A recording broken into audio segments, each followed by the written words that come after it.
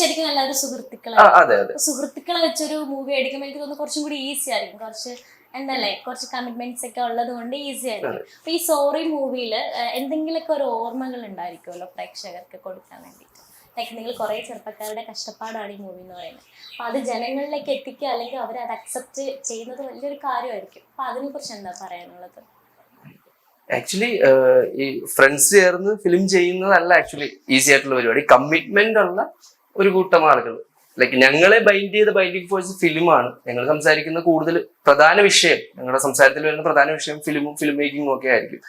So അങ്ങനെയുള്ളപ്പോഴാണ് കൂടുതൽ ഞങ്ങൾ friends ആയിട്ട് മാത്രമല്ല, ഞങ്ങൾക്ക് എല്ലാവർക്കും കമ്മിറ്റ്മെന്റ്, അല്ലെങ്കിൽ എന്റെ കൂട്ടത്തിലുള്ള ബാക്കിയുള്ളവർക്ക് ഞങ്ങൾ ചെയ്ത പോലെ തന്നെയുള്ള കമ്മിറ്റ്മെന്റ് ഉണ്ട് എന്ന് ഞങ്ങൾക്ക് അറിയാവുന്നത് കൊണ്ട് അത് കുറെ കൂടെ എളുപ്പമായിട്ടുണ്ട്. അതെ, ഭയങ്കര ഈസി ആയിട്ടുണ്ട് ചേർന്ന്. എല്ലാവരും കട്ടയ്ക്ക് കൂടെ ഭയങ്കര സപ്പോർട്ടീവ് ആയിട്ടുണ്ടായിരുന്നു. ഞങ്ങൾക്ക് ഒരു 17-18 ദിവസങ്ങൾ ഷൂട്ട് ഉണ്ടായിരുന്നു. സോ ആ ഷൂട്ട് ഡേയ്സിലെല്ലാം ഞങ്ങളോടൊപ്പം കൂടെ നിൽക്കുന്നത് ഞങ്ങളുടെ ഈ കൂട്ടുകാർ തന്നെയാണ്. അവരിൽ ഓരോ ആളുകൾക്കും ഓരോ ജോലികൾ അസൈൻ ചെയ്ത് കൊടുത്തിട്ടുണ്ടായിരുന്നു. ആ ജോലികൾ അവർ വൃത്തിയായിട്ട് ചെയ്തു. സോ അവരിൽ നിന്ന് ഞങ്ങൾക്ക് ഒരുപാട് കാര്യങ്ങൾ പഠിക്കാൻ പറ്റി കമ്മിറ്റ്മെന്റ്സിനെ കുറിച്ച് പറയുമ്പോൾ. പ്രൊഡ്യൂസറിനോട് വേറൊരു കാര്യം ചോദിക്കാറുണ്ട്, കർക്കശക്കാരനായ ഡയറക്ടർ ആയിരുന്നു? എനിക്ക് ആക്ച്വലി ഇവന്റെ, നമ്മൾ ഈ പറഞ്ഞോണം ഇത്രയും നാളുകളായി ഷോർട്ട് ഫിലിം ചെയ്യുന്നുണ്ട്. എന്റെ കൂടെ ഞങ്ങൾ ഏകദേശം ഒരേ സമയത്താണ് ജേർണി തുടങ്ങുന്നത്. അപ്പൊ നമുക്കറിയാം രണ്ടുപേരും അങ്ങോട്ടും ഇങ്ങോട്ടും ഭയങ്കര അണ്ടർസ്റ്റാൻഡിങ് ഉണ്ട്. അപ്പൊ അതുകൊണ്ട് തന്നെ ഒരു സിനിമ ചെയ്യുമ്പോൾ, അല്ലെങ്കിൽ നമ്മൾ ചില സിനിമകളൊക്കെ പണ്ട് തിയേറ്ററിൽ നിന്ന് പടം കണ്ട് ഇറങ്ങി വരുമ്പോഴത്തേക്കൊക്കെ നമ്മൾ പറയും നമ്മളൊരു സിനിമ ചെയ്യുമ്പോഴത്തേക്കും ഇങ്ങനെ ചെയ്യണം, അല്ല അങ്ങനെ ചെയ്യണം. അപ്പൊ അങ്ങനെ ചർച്ചകൾ ഒരുപാട് ഉണ്ടാവും. അപ്പൊ അങ്ങനെ ഒരു സ്വപ്നം സാക്ഷാത്കരിച്ചൊരു നിമിഷം എത്തിക്കഴിഞ്ഞപ്പോ, അങ്ങനത്തെ ഒരു സിനിമ സെറ്റിൽ ആയി കഴിഞ്ഞപ്പോ നമ്മൾ അന്ന് തീരുമാനിച്ച കുറെ കാര്യങ്ങൾ, നമുക്ക് അത് പാടില്ല, നമ്മൾ സെറ്റിൽ ഇങ്ങനെ പാടില്ല, അതെല്ലാം നടന്നു എന്നുള്ളതാണ്. അപ്പൊ അങ്ങനെ ഒരു കർക്കശക്കാരനായിട്ട് എനിക്ക് തോന്നിയിട്ടില്ല. പക്ഷെ പുള്ളിക്ക് ഭയങ്കര വിഷനുണ്ട്. പിന്നെ ഈ സുഹൃത്തുക്കൾ എന്ന് പറയുമ്പോഴത്തേക്കും നമ്മൾ സെറ്റില് നമ്മൾ ആ സൗഹൃദം നമ്മൾ നോക്കാറില്ല. കാരണം ഒരു ഡയറക്ടർ, ഒരു ആക്ടർ, അല്ലെങ്കിൽ ബാക്കിയുള്ള കോ ആർട്ടിസ്റ്റ്, അങ്ങനെ നമ്മൾ പോകാറില്ല. അപ്പൊ ആ സെറ്റിന് ഒരു സീരിയസ്നെസ് ഉണ്ടായിരുന്നു. എപ്പോഴും ഒരു സെറ്റ് സീരിയസ് ആവുന്നിരിക്കുന്നതിന്റെ ക്യാപ്റ്റൻ ഭയങ്കര അടിപൊളിയായിട്ട് മെയിൻറ്റെയിൻ ചെയ്ത് കൊണ്ടുപോകുമ്പോഴാണ്. അപ്പോൾ as A producer, as an actor, ഞാൻ ഭയങ്കര ബ്ലെസ്ഡ് ആണ് ആ കാര്യത്തിൽ. എനിക്ക് അങ്ങനെ ഭയങ്കര വിഷനുള്ള, ആ ചെയ്യുന്ന കാര്യത്തെ ഭയങ്കര ഉത്തരവാദിത്തോടു കൂടി സമീപിക്കുന്ന ഒരാളെയാണ് എനിക്ക് ഡയറക്ടറായിട്ട് കിട്ടിയത്.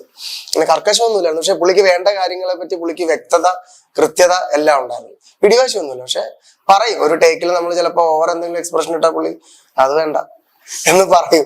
ചിലപ്പോ നാണം കിട്ടും. പക്ഷെ പറയും, പുള്ളിക്ക് വേണ്ട കാര്യങ്ങള് പുള്ളി വ്യക്തമായിട്ട് പറഞ്ഞു തരും നമുക്ക്. അതേപോലെ അമ്മയും ഇതില് പ്രൊഡ്യൂസ് ചെയ്തിട്ടുണ്ടല്ലേ. അപ്പം അമ്മ ഇതിലേക്ക് വരാനുള്ള ഒരു ജോലി എങ്ങനെയായിരുന്നു? അമ്മ ഇതിലേക്ക് വരുന്ന ആക്ച്വലി ഞങ്ങൾ ഈ സിനിമ നമ്മൾ ഷോർട്ട് ഫിലിം ചെയ്തുകൊണ്ടിരിക്കുന്ന സമയം കൊണ്ട് അമ്മയ്ക്ക് നമ്മുടെ സ്ട്രഗ്ലിങ് അറിയാം. നമ്മളെങ്ങനെ എന്ത് ചെയ്യുന്നു എന്നുള്ള കാര്യത്തിലൊക്കെ അമ്മയ്ക്ക് നല്ല ധാരണ ഉണ്ടായിരുന്നു. അപ്പൊ ആ സമയത്ത് ഇങ്ങനെ ഞങ്ങൾ ആദ്യം ചെയ്യേണ്ടിരുന്നൊരു സിനിമ ഉണ്ടായിരുന്നു. അക്ഷയുടെ തന്നെ സ്ക്രിപ്റ്റ് ആയിരുന്നു. പക്ഷെ അത് കൊറോണ പരിപാടികളൊക്കെ വന്നു കഴിഞ്ഞപ്പോൾ നമുക്ക് ഷൂട്ട് ചെയ്യാൻ പറ്റാതെ പോയി. അപ്പൊ തൊട്ട് അമ്മയുടെ മനസ്സിലും എന്റെ മനസ്സിലൊക്കെ ഇങ്ങനെ ആഗ്രഹങ്ങളുണ്ട്. അപ്പൊ ഞാൻ പിന്നെ എപ്പോഴും ആദ്യത്തെ പടം ചിലപ്പോൾ ഞാൻ പ്രൊഡ്യൂസ് ചെയ്തേക്കാം എന്നൊക്കെ പണ്ട് പറഞ്ഞിട്ടുണ്ട്. പക്ഷെ അത് ഒരു പോയിന്റ് എത്തിക്കഴിഞ്ഞപ്പോഴത്തേക്കും ഇവൻ ഇങ്ങനെ ഒരു സബ്ജക്ട് പറഞ്ഞപ്പോ വളരെ ലിമിറ്റഡ് ആയിട്ട് ചെയ്യാമെന്ന് ഇവൻ പറഞ്ഞു. നിന്റെ കയ്യിൽ എന്തുണ്ടോ ആ ബഡ്ജറ്റിൽ ഇത് ചെയ്യാന്ന് പറഞ്ഞു. അപ്പൊ ഞാനും അമ്മയും കൂടെ ഒന്ന് ആലോചിച്ചിട്ട് ഇവന്റെ അടുത്ത് പറഞ്ഞു, ഇങ്ങനെ നമ്മൾ തന്നെ എടുത്ത് പൊക്കാം. പിന്നെ എല്ലാം നമുക്ക് ആളുകളാണ്. നമ്മൾ ഷോർട്ട് ഫിലിം ചെയ്തുകൊണ്ടിരുന്ന ആളുകൾ തന്നെയാണ് നമ്മൾ സിനിമ ചെയ്തത്. ഇപ്പൊ ഈ പറഞ്ഞ 60 പേര് വന്നതെന്ന് പറഞ്ഞാൽ ഇവർക്കൊക്കെ അസിസ്റ്റൻസിന് വേണ്ടി വരും. പണ്ട് നമ്മൾ ഷോർട്ട് ഫിലിം ചെയ്യുമ്പോൾ അസിസ്റ്റൻസ് ആരുമില്ല. ഇപ്പൊ അക്ഷയ് ഡയറക്ട് ചെയ്യുന്ന സമയത്ത് ആവുമ്പോൾ പോയി നാരങ്ങളുടെ അടുത്ത് എല്ലാവർക്കും കൊണ്ട് കൊടുക്കും അഭിനയിക്കാൻ വരുന്നവർക്ക്. അതുപോലെ ഞാൻ അഭിനയിക്കുന്ന സമയത്ത് ഞാൻ അരുണിന്റെ കൂടെ ഞാനും നിൽക്കും, അക്ഷയുടെ കൂടെ ഞാൻ നിൽക്കും. അപ്പൊ അങ്ങനെ നിന്നൊരു ക്രൂ ആണ്. പക്ഷെ ഒരു സിനിമ ചെയ്യുമ്പോൾ ആ 5 പേര് അല്ലെങ്കിൽ അങ്ങനെ മാത്രം ചെയ്യാൻ പറ്റില്ല. അപ്പൊ ഈ HODസിനൊക്കെ അസിസ്റ്റൻസിനെ വേണം. അപ്പൊ അവര് പുതിയ ആളുകളുണ്ട്, നമ്മുടെ കൂടെ വർക്ക് ചെയ്തിട്ടില്ലാത്ത ആളുകളുണ്ട്. പിന്നെ അതുപോലെ കഥാപരമായിട്ട് കാസ്റ്റുകൾ ഒരുപാടുണ്ട്. അപ്പൊ അങ്ങനെ അപ്പൊ ആരെങ്കിലും അണിയറയിലും കൂടെ 60 പേര് വരുന്ന ഒരു സംഭവം ഞാനും അമ്മയൊക്കെ നോക്കി കഴിഞ്ഞപ്പോഴത്തേക്കും ഭയങ്കര എക്സൈറ്റഡ് ആയിരുന്നു. പിന്നെ ഇതിന്റെ ബഡ്ജറ്റിനെ പറ്റിയും ഇതിന്റെ ലൊക്കേഷൻസിനെ പറ്റിയും നമുക്ക് ഈ ഫണ്ട് ഇല്ലാതെ ഇതെങ്ങനെ, അതായത് റെന്റ് കൊടുക്കാതെ നമുക്ക് എന്തൊക്കെ കിട്ടും എന്നുള്ള കാര്യത്തെ പറ്റി നമ്മൾ ഇത് പ്രീ പ്രൊഡക്ഷൻ ഭയങ്കര സമയമെടുത്തു. അതുകൊണ്ട് തന്നെ നമുക്ക് ചിന്തിക്കാനുള്ള ഒരു സമയം കിട്ടി. അമ്മ ഞാനിവിടെ പറഞ്ഞു നമുക്ക് എടുത്ത് പൊക്കാമെന്ന്. പിന്നെ അരുൺ ഞങ്ങളെ ഹെൽപ്പ് ചെയ്തു. അരുൺ ഇതിന്റെ സിനിമാറ്റോഗ്രാഫറാണ്. അരുണിന്റെ എക്യുപ്മെന്റ്സ് ഒക്കെ അരുൺ തന്നെയാണ് പൈസ കൊടുത്ത് വാങ്ങിച്ചത്. അതൊക്കെ ഭയങ്കര സന്തോഷമുണ്ട്. പിന്നെ ചെറിയ ചെറിയ ചെലവുകളൊക്കെ ചെയ്ത ആളുകൾ വരെ ഉണ്ട് നമ്മുടെ കൂടെ.